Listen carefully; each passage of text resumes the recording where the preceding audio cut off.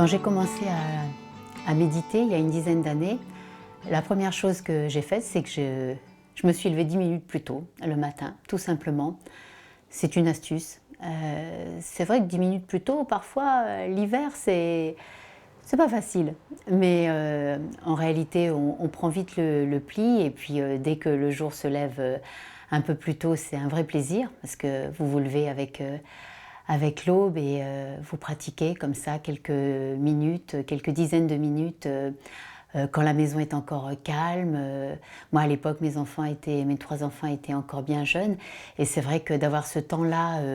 de calme pour juste se poser sur le coussin, écouter les bruits de la ville qui s'éveille, c'est très agréable. C'était très agréable et ça l'est toujours. Deuxième astuce pour pratiquer au quotidien, c'est de profiter de l'heure du déjeuner.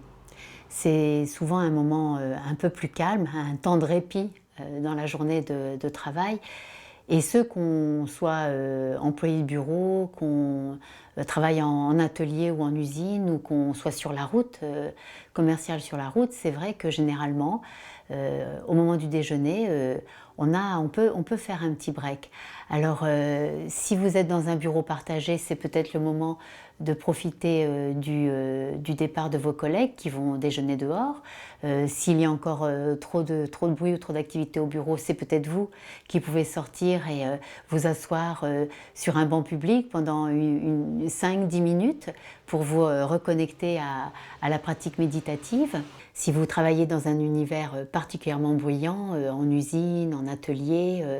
de la même manière, au moment de la pause déjeuner, profitez-en pour sortir,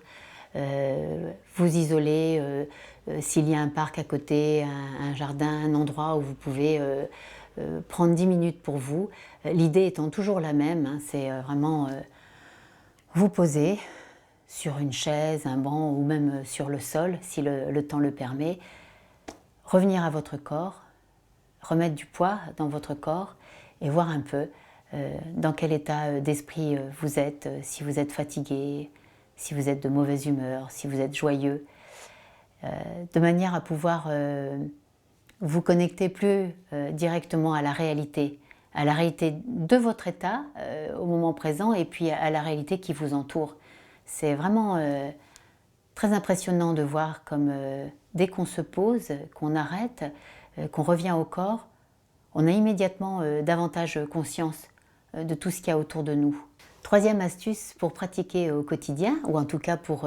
vous rappeler la méditation au quotidien, c'est quelque chose que j'aime beaucoup faire, moi, qui est devenu quasiment presque un réflexe maintenant, c'est quand je marche dans la rue, j'ai tendance à marcher très vite, je suis quand même du style femme pressée, et notamment quand je vais en rendez-vous, que je vais chez un client, je presse le pas. Et bien quand je me rends compte que je suis en train de quasiment galoper, en tout cas marcher vite, je ralentis le pas et je mets du poids dans mes jambes. Et on sent vraiment la différence parce que automatiquement le haut du corps s'ouvre, se détend, je me redresse tout en continuant à marcher, mais je sens quelque chose de plus léger au niveau du haut du corps et de plus ancré au niveau des pieds. Je sens la terre sous mes pas qui me porte, qui est toujours là, elle, que je sois pressée ou pas, que j'ai le temps ou pas, elle est toujours là,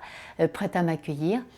Et puis, ce qui est vraiment drôle dans ces moments-là, c'est que au moment où je mets du poids dans mes jambes, où je reviens, où je ralentis le pas, je me rends compte que je suis en train de marcher dans la rue. Et en fait, j'étais peut-être pas du tout là, j'étais peut-être déjà dans ma réunion que j'imaginais, j'étais peut-être déjà à Tokyo ou à New York, j'étais peut-être déjà en vacances avec les enfants et j'étais pas du tout en train de marcher dans la rue.